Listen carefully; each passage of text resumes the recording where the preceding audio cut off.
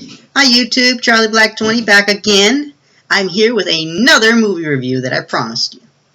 The movie I'm going to be reviewing is a sequel movie to the classic, Beethoven's Second.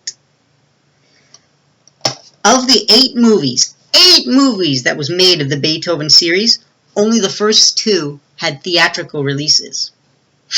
Now, it came out December 17th, 1993, so approximately 1 year after the original, because they did not expect it to find the success that it did. Now, we also have a theme song from this movie that is absolutely beautiful, written and sung by Dolly Parton. And it is called The Day I Fall in Love. Forgive my music, I have no musical sense. It is The Day I Fall in Love, of course. And it's a really good song. We've also got the rollover Beethoven at the very end, as well as throughout the film in certain parts. We've got a lot of the old music kind of mixed up and changed up a little bit. But it does well in this movie. It's a little disconcerting at points, simply because I've watched this movie before, so I was focused way more on different things for this review. Trying to focus on the music, trying to focus on the artwork, trying to focus on the characters. So, I think they did okay. There were moments where I'm like, I'm not sure if that's plausible, but it's a movie. Just enjoy. Although I probably could argue away some of those things. But, getting right into the movie, we open up on Beethoven having a dream. And in this dream, he's coming down the stairs. The littlest one is offering him some food, a piece of meat on a fork. Then Ted's offering him even more. Then Rice is offering him even more. Then Alice Newton is offering him a whole turkey. And then George Newton is saying, Beethoven, I want you to have this. And he holds up this giant side of beef. Like the kind you see in the Flintstones. And then, unfortunately, he wakes up from his dream because Rice accidentally drops a roll of toilet paper on his head. So, he heads downstairs, and we get this great slow-mo of Beethoven running to his bowl. All of his jowls are moving and everything. But he finds that his bowl is completely empty. So he goes into the pantry, and he starts eating out of this big open bag of Cheetos, or cheese balls, something like that. It's an open bag, it's like almost empty, but he's eating what's in there. And he also manages to steal some bacon off of George's plate without George seeing it.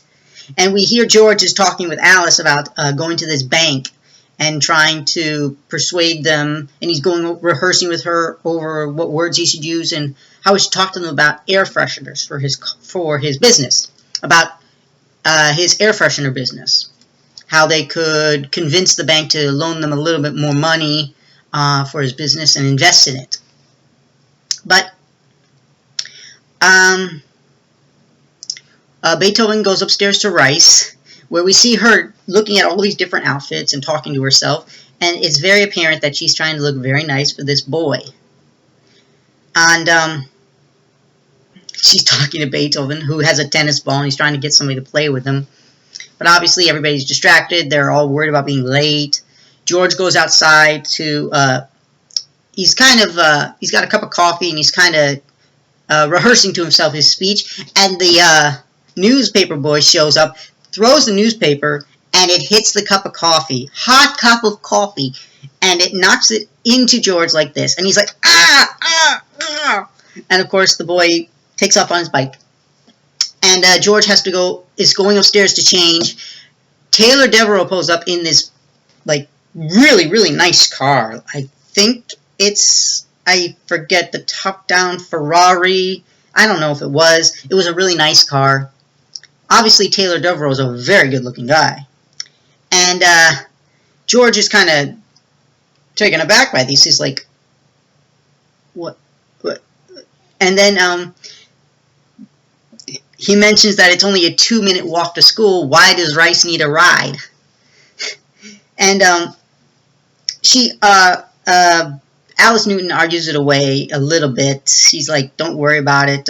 You picked me up on a bicycle, and you were, and they're kind of not quite, they're both kind of talking over each other about how they met. And then the littlest one, Emily's like, are we going to be late? And then they're all rushing. George notices that he's changed out of his suit, but he doesn't have the right socks. And Alice is like, just don't put up your feet. Just keep your pants leg lows. And they all head off to work, school, all those things. And Beethoven, just like in the original movie, goes through a stroll around the town. Only this time, he doesn't seem to be as happy. He's not trying to snag any food. He's just walking. And he sees all these different couples. He sees an elderly couple sitting on a bench together. He sees these two doves in a tree. He even sees his old buddy Sparky, the Jack Russell Terrier, with another dog on the water. Well, not the water. On the banks of this pond.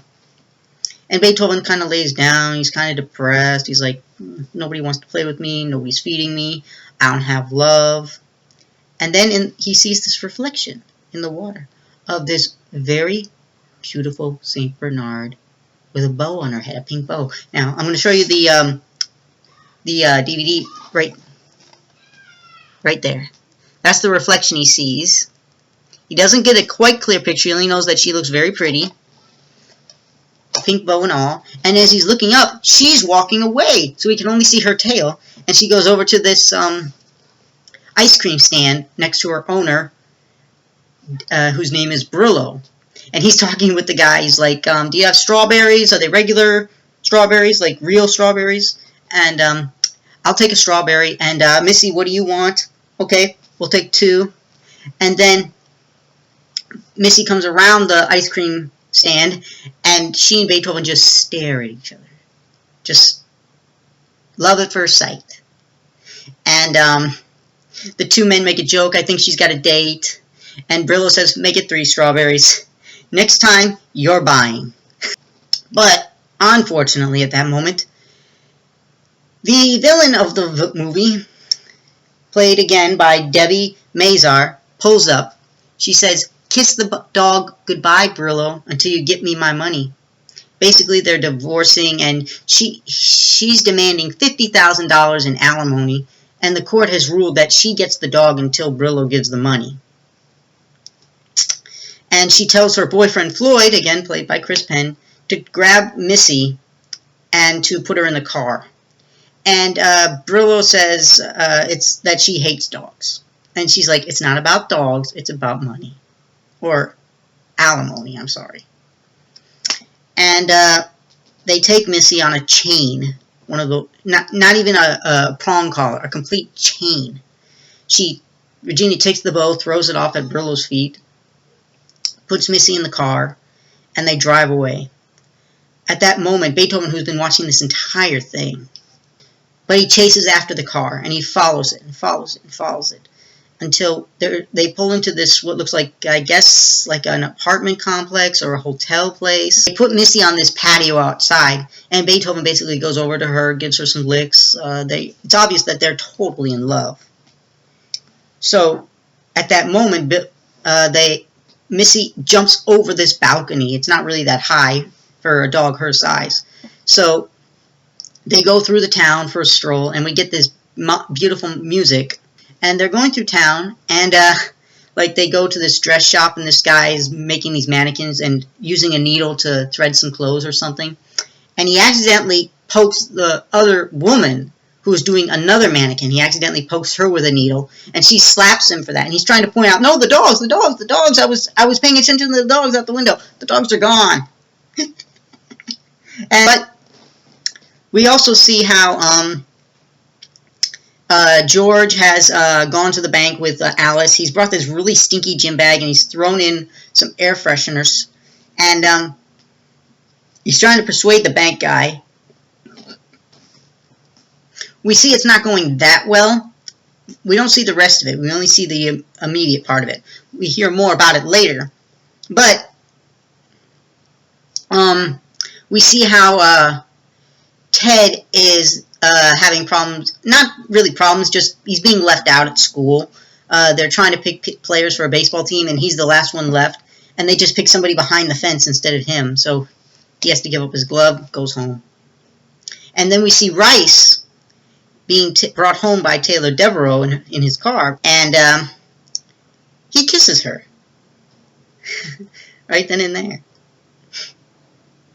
And so Rice is kind of in a daze, and she's going inside, and we hear the music, "The Day I Fall in Love." Again, please forgive my lack of any musical acumen. And she goes inside. Her mom and dad are like, "Are you okay? What's going on? Dinner's ready." She's like, uh-huh. And at the same time, George and Alice were talking about what the bank told them they needed to do to get their investment, which turns out George's business is overextended on credit. However, apparently their personal finances are not. The only problem is the collateral they'd have to put up to get the investment, meaning that if they don't pay back the loan, this is what the bank gets: their house. And they're talking about it. They're not quite sure. But apparently they make up their mind that they're going to give it a shot. They're going to try it. They're going to take the investment, put the house up, and do what they have to do to make it work. So pretty ballsy, but pretty good too. It means that George is going to be very, very busy. He's going to be working as hard as he can.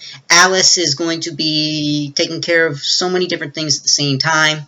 So both parents are going to be distracted, because we cut to a scene of Beethoven at this drive-in movie theater with Missy, and he's brought her a bucket of popcorn.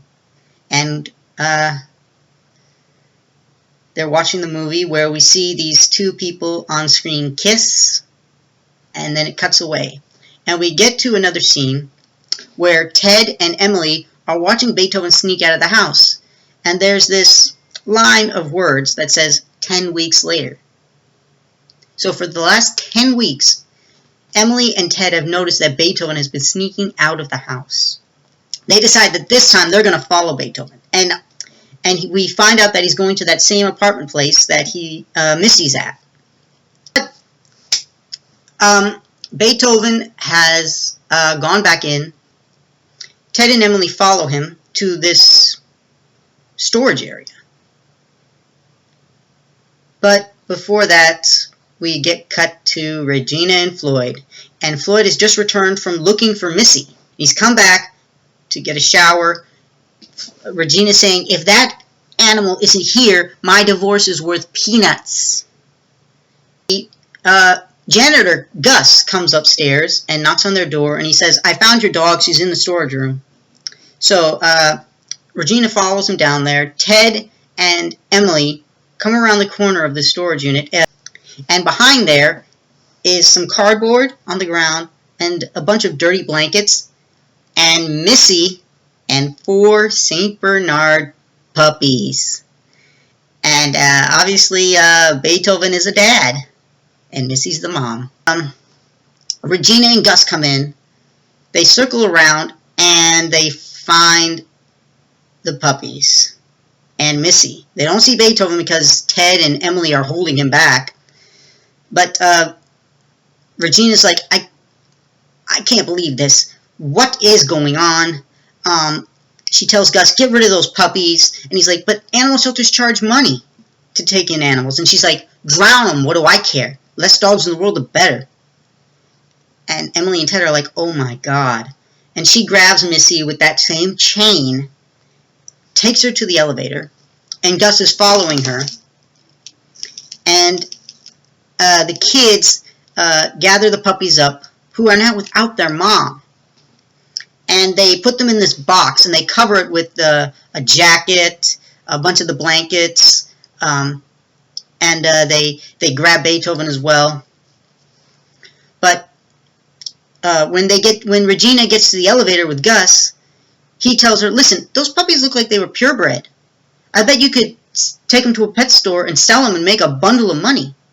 And she's like, "Really? You think so? I'll tell you what. Take Missy to the car, to my boyfriend.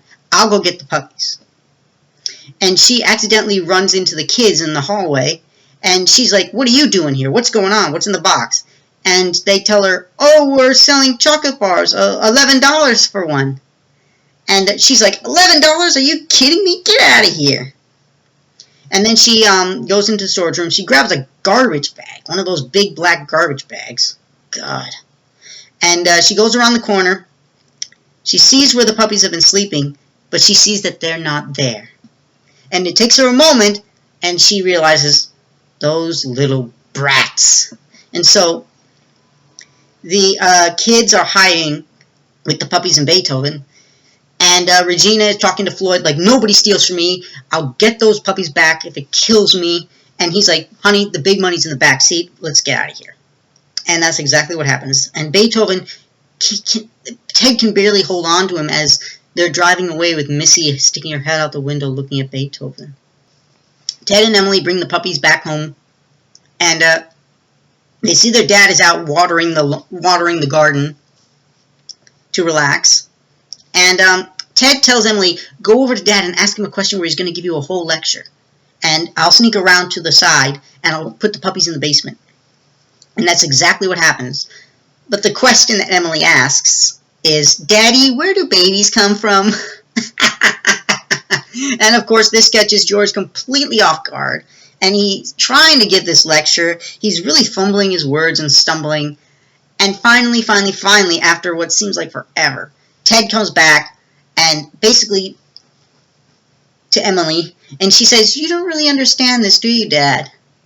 And he's like, huh? And she goes away. So Ted and Emily go and talk to their sister and tell her, shh, we need you to come with us.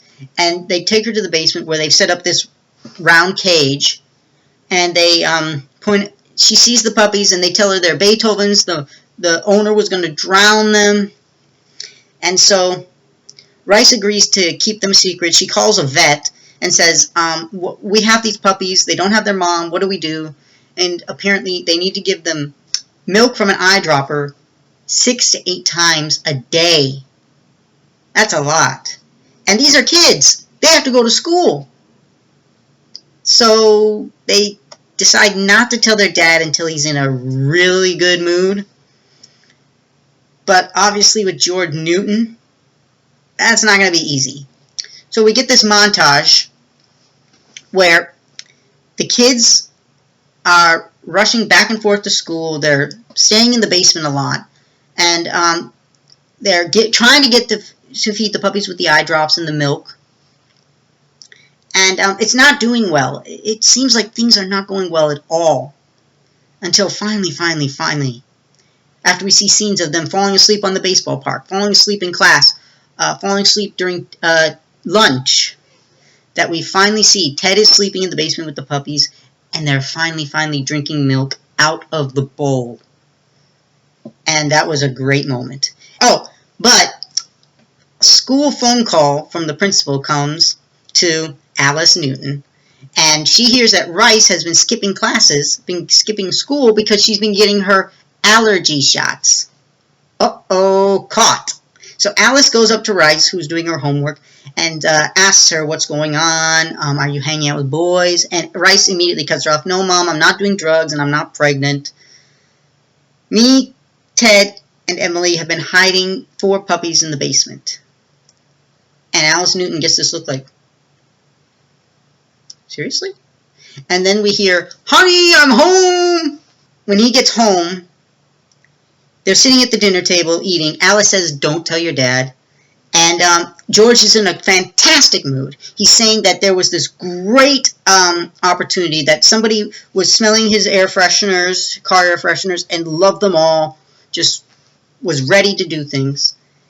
And so he's decided that they need a vacation. And the fact is, they always have the day off on 4th of July because there's no business coming in. And he's taken up an offer from one of his friends. Has a cabin, vacation cabin, and Fred Serbiak, that was his name in the movie.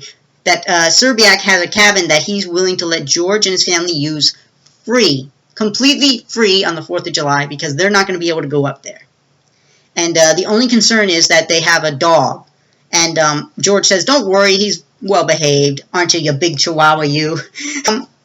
all of a sudden you can hear the puppies start barking, and the kids try to distract him by pretending to sneeze or to cough. And then he's like, wait, what's that noise? And so George asks, is that coming from the basement or the backyard? And they all say backyard at the exact same time. And he's like, I think I'll go check the basement. And so Ted puts his head in his hands like that. The others are like, oh, no, no, no, no, no. And then they hear, oh, no! And Alice says, a roll, anyone? And so George says, no, no, no, no. We cannot have 4 more dogs. 5 St. Bernard puppies? Are you insane? Basically, he says we cannot afford these dogs in any way, shape, or form. It's too much. And Rice gets into this discussion about, was I a problem as a kid? Was all 3 of us? These are our children. We've been responsible. We've been through hell for them.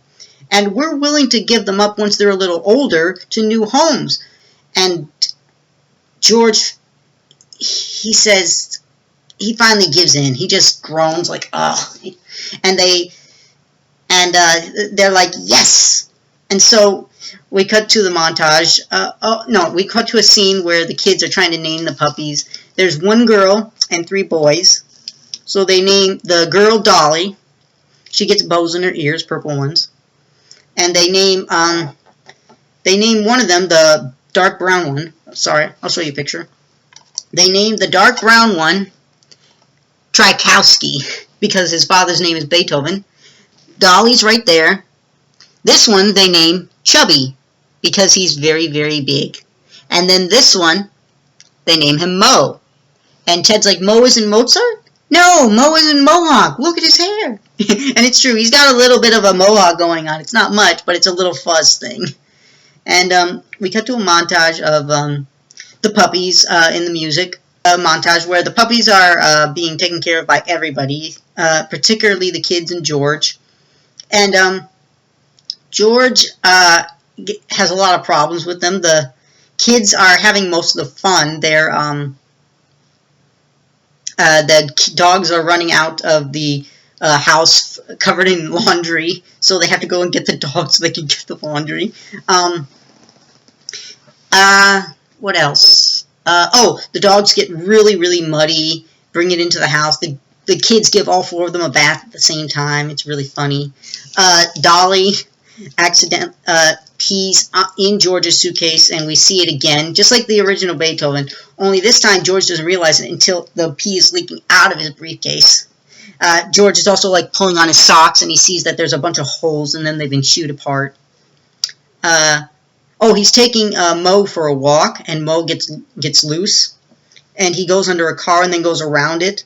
And George is looking under the car, and this street scrubber machine comes through and sprays George with water.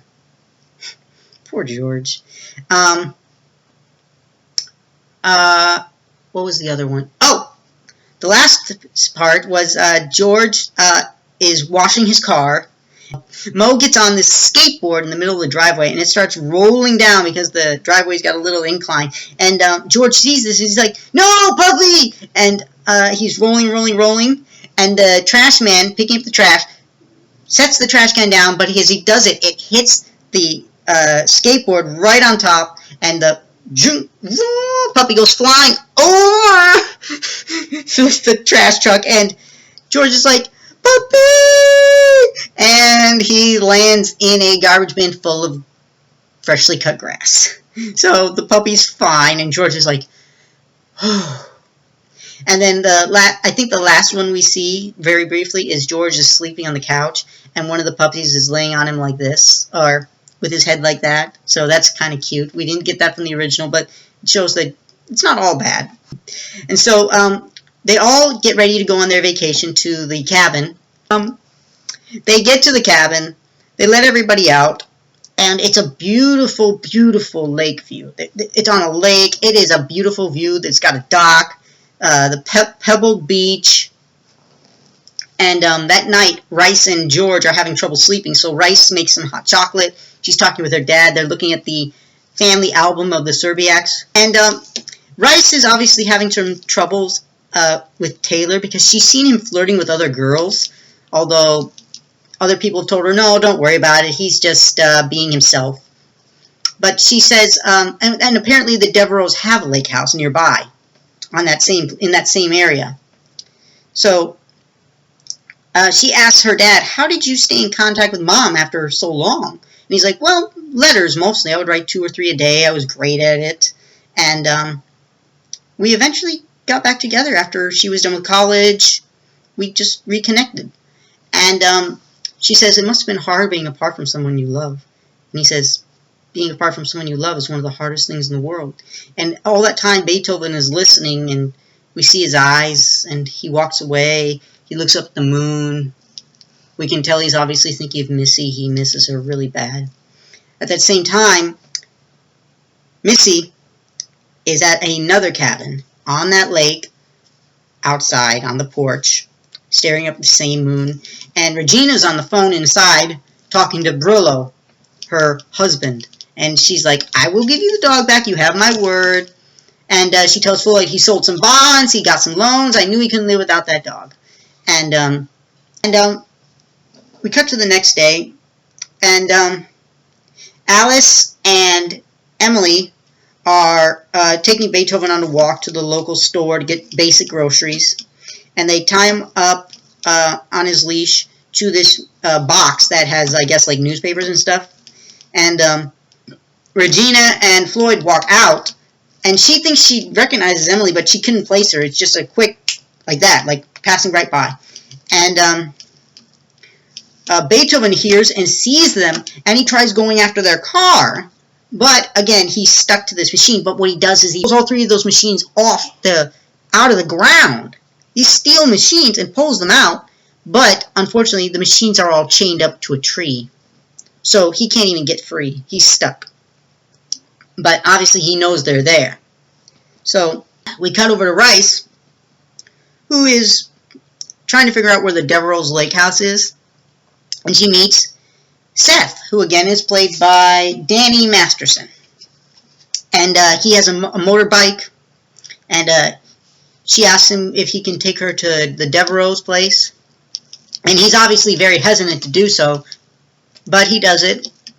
And she sees through these bushes that Taylor is on the dock playing with these 3 girls in bikinis by wrestling with them, throwing them in the lake, showing off. And so she walks back over to Seth, and there's not a lot of communication at that point. She's just really sad. And so Seth takes her back to her to the cabin where her dad is splitting wood, and he accidentally sends a piece of wood into his car and breaks part of the headlight off. That night, Ted is also using the puppies to try and pick up an older girl. So I don't know how old Ted is, maybe 10 or 11, maybe 12 or 13, maybe. And he's trying to pick up this girl using the puppies, and she basically turns him down. Poor Ted. He gave it a shot. But the next thing is that, Rice asks her mom, did you ever like 2 guys at once? And she says, yeah, I did. And she's like, how did you end up with that? And as Alice is trying to answer, George comes in and he's doing the work, da dance. And he looks like a fool, but he's making Alice and Rice laugh. And it's obvious that that's why they kind of fell in love with each other. They decides to go for a walk with Beethoven when she sees her parents dancing on the end of the dock and as the sun's going down. They're dancing together, very slow dance. So she decides to take Beethoven for a walk, and she ends up over at the Devereaux house. And Beethoven sees this big party going on. Beer, dancing, music. Taylor is there talking to another girl. And Beethoven tries pulling her away, but obviously Rice she can't quite let go of this guy, not yet. Something about him pulls her, I guess. I guess it's just how attractive he is, her first love. And Taylor notices her and says, oh, come on up to the party, come on up. And he manages to convince her to come up for a minute. And she ties Beethoven to this support beam, this metal support beam that's holding up the villa, that's holding up the balcony, I guess you would say, which is sticking out over the lake. And she goes up there, and Taylor's introducing her to his friends, and she's like, oh, I just have water. They're like, come on, have a beer. And Taylor's like, if she doesn't want to drink, she doesn't need to drink. And then they're all like, it's brewski time! Blah, blah, blah, blah, blah, blah. Typical teenage frat stuff. And so, Taylor's parents aren't there, obviously, so that's why he's able to have this party. And he invites her up to to his room to see the view. And she is hesitant, but she goes. And we see some of the college guys, or some of the idiots, see Beethoven below them, and they're like, look at this furball here. And they decide that he's trying to ask for a brewski. And so they start pouring the beer on him. Not a smart idea, but what can you expect from a bunch of idiots? And then Taylor pretends to be in love with Rice and infatuated with her because of their kiss in the car. And he kisses her again, and he says, this is going to be a great experience. And he tries kissing her again, but she pulls away, tries opening the door. It's locked. And she's like, did you lock the door? And he flips the keys in his hand. And she says, you better open up the door right now. And he says, Rice, relax. This is going to be an experience you're never going to forget. And this whole time, these guys are still pouring beer on Beethoven's head. And he's trying to pull away, and he's shaking the foundation of the place. And finally, he pulls as hard as he can, and the support beam breaks. And the entire thing, half the house, it looks like, falls into the water. And guess who goes in the water because of that? Taylor. Yeah! Splash! Goodbye! And Rice is like, hey Taylor, great party. Thanks, Beethoven! And it cuts to the next day, which is the 4th of July country fair, it looks like, where you see people doing wood chopping competitions, you see lots of food, lots of rides, and then Ted and Emily get in line, and they got the puppies and Beethoven with them, and George is having lots of food, and he's like, hey, it's vacation, you're supposed to pig out, because he's had a huge breakfast, he's having lots of fries, and he sees fudge. And Ted asks for a little money to go on the rides with Emily. And Regina and Floyd show up, and they leave Missy in the car because they're not going to be there very long. Ted sees the same girl from the other day buying tickets, and you can see his eyes light up like this. Like that. And unfortunately, this one big kid with his little brother tries stealing her tickets. Ted comes up to him and pretends to show off Beethoven's skills, which is sit, bark, and then bite this guy in the wiener. And Beethoven growls, starts to go after the guy. He drops the tickets and runs. Yes! And so the girl gets her tickets back, and she says, would you still like to get that Coke, Ed? And he's like, it's Ted, but yes, and I'm buying. Good job, Ted. And then they find their dad. Alice, Rice, Ted, and Emily find their dad, and he's eating again. And they say, Dad, we have a competition you can enter with Beethoven. You just have to sit there. And he's like, what kind of a competition where you just sit there? It's a burger eating competition. And you know what the grand prize is? A year's supply of dog food and milk bones.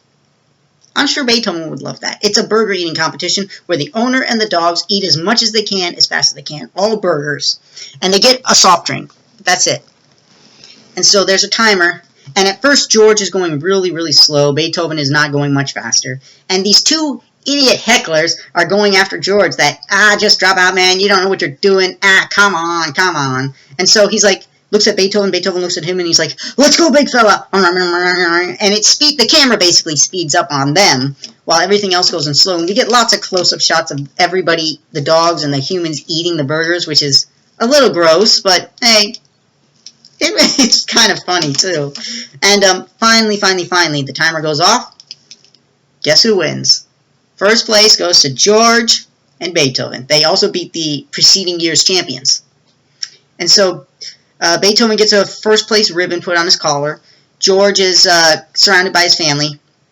And then Beethoven sees Regina and Floyd in the distance. So he runs through the crowd. The family, George is almost about to throw up at this point, so they're rushing to get him to one of the porta potties. And Beethoven finds the car that has Missy in it. And they're just so happy to see each other. They're nosing each other. And they head up the mountain together. And Regina sends Floyd back to the car to check on Missy because she sees the kids with the puppies. And she recognizes them this time. She sees them clear as day. And she grabs the dogs and is telling the kids, the puppies belong to the mother and the mother belongs to me. At the same time, Floyd just gets back from checking the car where he realizes that not only is Missy gone, but he finds the first place blue ribbon that fell off of Beethoven. And he says, their stupid dog got Missy out of the car. And so she tells him, if I find your stupid dog, you're never going to see him again. And so Regina and Floyd use the puppies to smell the ribbon and track down their parents going up the mountain. And they encounter a bunch of problems, like at one point, this bridge underneath them that they're walking on breaks beneath their weight, and Mo accidentally pees on Floyd. And then Floyd falls off this log that they're trying to walk across, and he lands in a stump. He gets his head stuck in a stump. And so Regina has to pull it off him, and she ends up falling down the hill too. And the family's following where he says, we're going to get those puppies back. Because Emily tells him that she's a really mean person. She took the puppies from us. She was going to drown them when we knew her. And so we cut over to the puppies, and they have found their mom and dad. And Missy is so happy to see them. Beethoven is happy to see Missy. But Regina and Floyd, they have the chain with them. And she says, I'll get Missy, you take care of the rest of them. And Floyd grabs this really big branch, like a long stick, and he uses it to fend off Beethoven.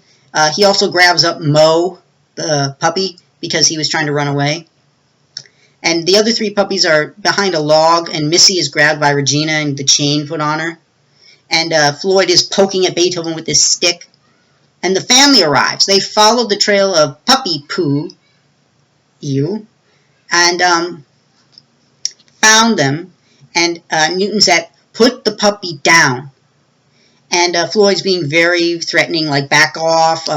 And then when George says, put the puppy down, Floyd holds Mo over the side of this cliff. And he says, you want me to put the puppy down now? And the whole family's like, no, no, no, don't do that. George says, what kind of a person are you?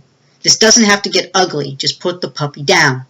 And Floyd's like, he puts Mo down, so Mo goes running off. And he hits George like that with the stick in the gut. And Regina is laughing. And then, because he hit Newton, Beethoven charges in, bites the very end of the stick, and forces it and Floyd's hand straight into his crotch. Ow! And he's whoa, whoa, whoa! And he manages to grab Regina's hand. Help! Ah! They both go over the cliff and land in this mud pool.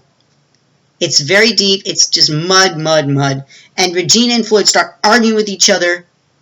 And then the dam, this wooden dam that's holding the mud pool away from this rapids of water, breaks and sends them sweeping downstream down the mountain. And they're all watching them like this. They had offered the help, but Regina wasn't happy with them. So we cut to 6 months later. George gets home from work. He comes in his house. He sees that there's a mess in front of the door. Like torn up stuff, plants on the ground, just like in the original movie when he came home to Beethoven. and he enters the living room and he sees what looks like over 100 St. Bernard puppies tearing the place apart. And George is like, ah! And then Emily's like, Dad, wake up, wake up. And he stands up and he's like, huh? There's nothing. So he was having a nightmare about 100 puppies. And Seth shows up. We had seen him at the fair earlier. He had given Rice a bear he won at the knocking down the bottles. And he's there with his Jeep to pick up Rice for a concert. So obviously Taylor's out, Seth is in. Cool. Seth was a cool kid. And then who shows up but Brillo, Missy's owner, and Missy herself. And he's there with news. He says, listen, not only did the judge throw out the claim, but I get to keep Missy and Regina gets absolutely nothing. And he says, I brought Missy here to see her kids. And George is like, puppies, puppies, your mother's here. And then Emily's like, puppies, oh puppies. And then you hear this rumbling, like rumble, rumble, rumble, rumble, rumble. And some of the stuff on the wall starts shaking. George holds it, and Alice too. And we see the 4 puppies who have gotten considerably bigger. They look like they're teenagers now in human years. And they come running down the stairs to say hi to their mom and dad. And we get the roll over Beethoven, ba ba ba ba ba ba ba. So that is Beethoven's second. It was a good movie. I found it to be a very solid sequel. Compared to the rest of the series, the other 6 movies, all direct-to-video, as I said, they were, I put this. No. Thumbs down. They're not horrible comedies, but that's all they are. It's just comedies. There's no real drama. The villains aren't real villains. They're idiots. And you don't have any of the original family. You get references, but it's all comedy. So those don't fit to the Beethoven franchise, in my opinion. These 2 do. And we see, I have a lot of compliments. The music was great. The story was good. The villainess was believable. Somebody who was focused only on money. And you got these kids who are trying to do the right thing by these puppies. And you have Beethoven basically falling in love at first sight. And and you see the teenage problem that Taylor's having, that Rice is having with Taylor. And you get to see George kind of loosen up a little bit. You get to see more of his soft side with Alice especially. But, so a solid, if the first movie was an A, this one is a B+. But I still would give it a solid A- if you are watching with family. By yourself, B+. With family, A-. That's my opinion. Feel free to disagree. I know this was a long video, but I'm going to get into a few of my critiques. My main critique is that some of the music and some of the scenes were a little abrupt. Especially the ending. It just happened. There was only a tiny bit of context towards the end about what was going on. The ending scene lasted 3 minutes, maybe 4 at most. And that's one real critique. The original villains were more believable to a certain degree.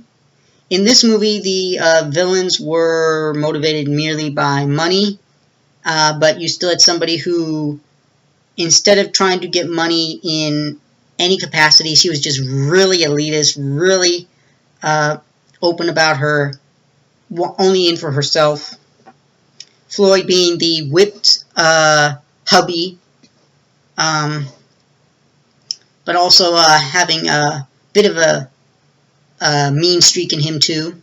Oh, I thought that maybe they could have shown us a few more scenes of, and this is something from the original movie too, but I think it fits more here, We could have seen a little bit more of George kind of loosening up with the puppies. I mean, I understand he's going through a lot with them, and he's not very happy about it, but at the very least, he's already gone through the experience once with Beethoven. Now he's got all 4 of these puppies. He could loosen up a little bit about them, I think. Like, we see that scene where the puppy's sleeping here, and he's just knocked out.